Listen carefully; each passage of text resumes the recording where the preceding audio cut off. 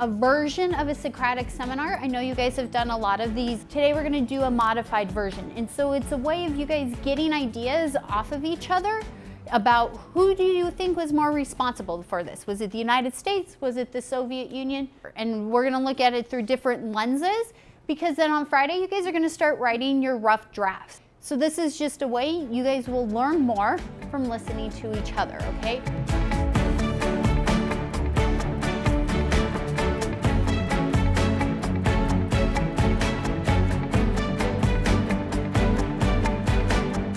Take out your student portfolios and turn to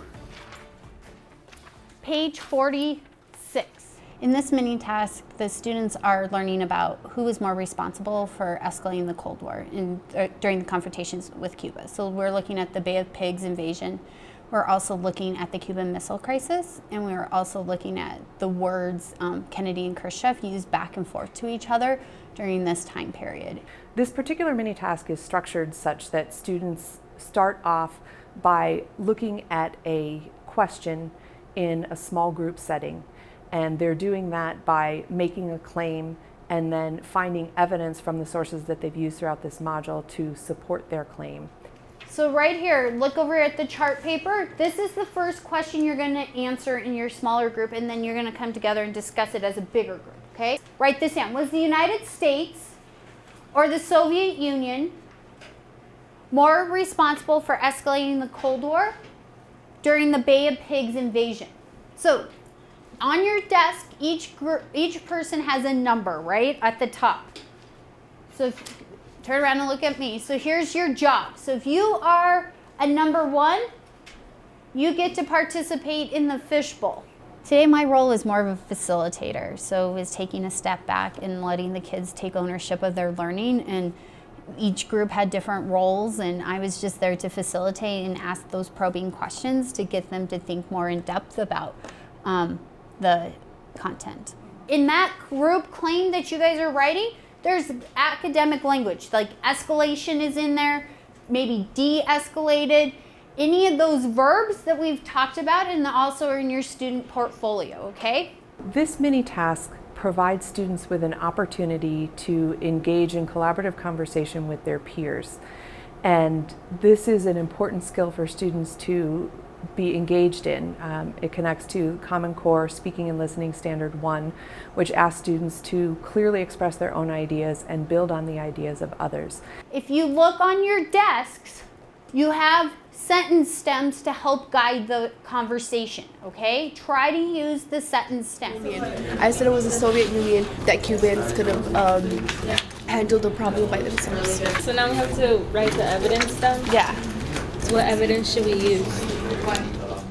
You get a lot of more ideas into your head, and you get to hear everyone else's opinion, and it helps you learn more. Yeah, I did like it. I liked it. I think all of us coming together made us more engaged to what we wanted to say, and then just being in our groups, but also working with other people. This mini task is really structured to allow students to engage in that speaking and listening, to allow for all students to engage in that speaking and listening, because they have that comfort of that home group and the support of that small group of peers before they move into that large group conversation. So if you are the number 1, you need to head to the middle, the big table, and bring your graphic organizer and your text set.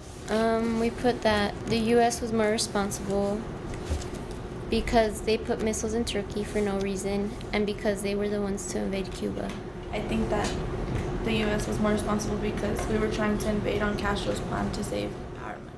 All of them spoke, and some of them who are very shy actually was participating, and they were one of the first people to speak, and they usually aren't like that, so it was great to see that as a success.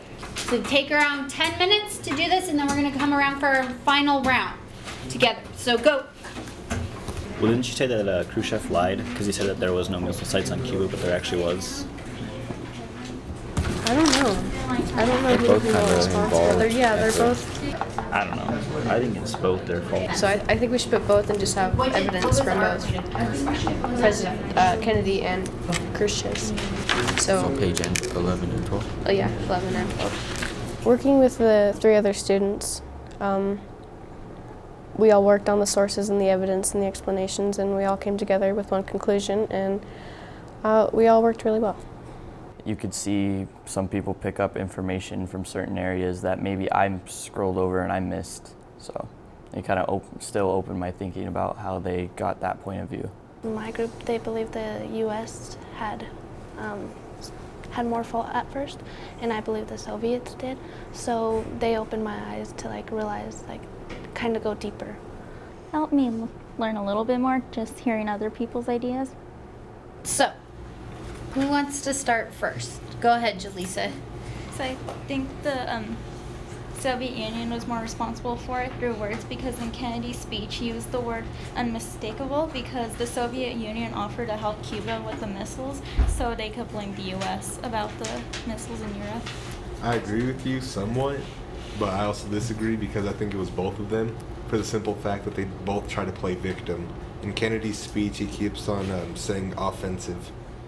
And this is something that is really important for our students to do because they are often involved in a lot of independent work, and we want them to be able to have that opportunity to really connect with their peers and think about the content and learn from what their fellow students think about that, so that they're not just relying on their own opinions, but they're also able to hear other classmates' point of view and check their thinking.